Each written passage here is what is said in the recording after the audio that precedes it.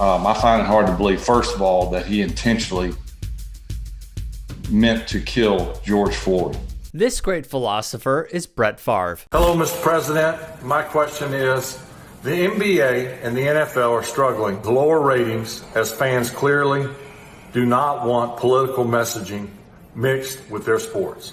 An athlete who thinks athletes should not speak out politically. I think we make too much money to voice an opinion. I know when I turn on a game, I want to watch the game.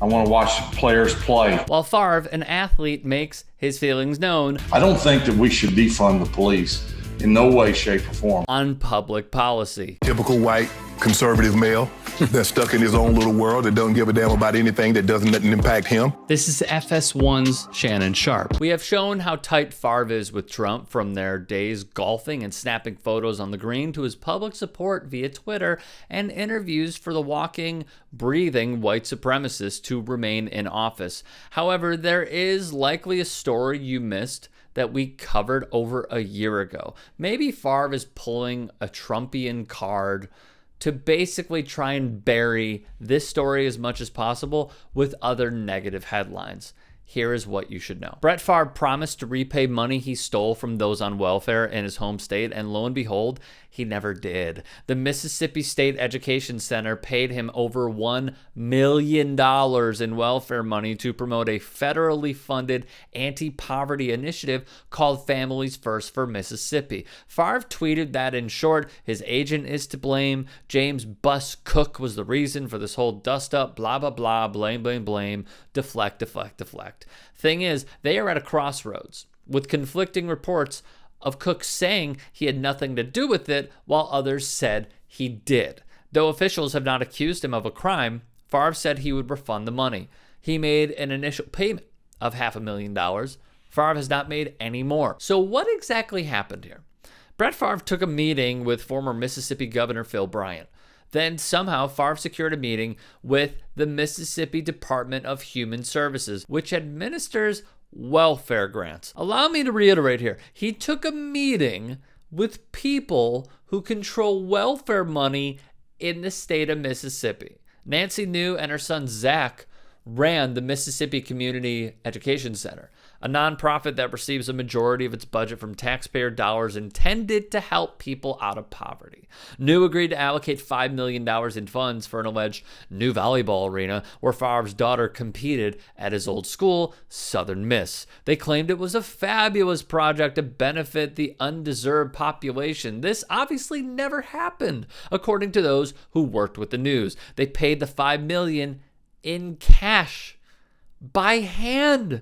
Not suspicious at all, obviously. Nancy and Zach New are set to appear in court in October in connection with the largest public embezzlement scheme in state history. In all, auditors' agents arrested a half dozen people for allegedly conspiring to embezzle a total of $4 million, which includes the payments to Prevacus. Ah, yes, Prevacus, a fugazi company created by Favre that claims a nasal spray will reduce harmful swelling and inflammation after a concussion. Mississippi Today wrote of the connection Nancy has with former Governor Bryant and current Governor Tate Reeves.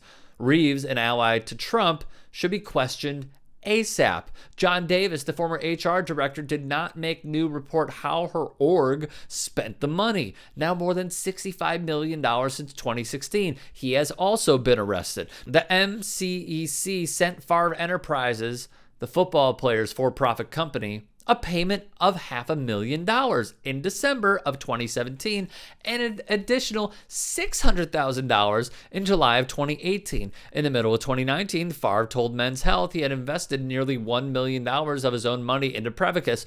That appears to be a lie. Meanwhile, the state was serving fewer and fewer poor families through the federal program, Temporary Assistance for Needy Families, formerly known as welfare, that the defendants were allegedly using as a slush fund. The News, in their efforts to enrich themselves, allegedly transferred $2.15 million from a federal grant, Temporary Assistance for Needy Families, into personal investments in Prevacus. Mississippi Today put it more bluntly: the company that eventually received $2.15 million in allegedly stolen welfare funds. The QB's company, Favre Enterprises, was paid $1.1 million by MCEC for appearances, promos, autograph sessions, speaking engagements, and much more, none of which he attended. MCEC bought 3 cars with welfare money, each worth more than $50,000 for new and 2 sons. Salaries, cell phones, and other expenses were also paid using welfare money. The vehicles included a 2018 Nissan Armada, a Chevy Silverado, and a Ford F-250. In each case, the vehicles registered to MCEC, but auditors said the vehicles were for personal use.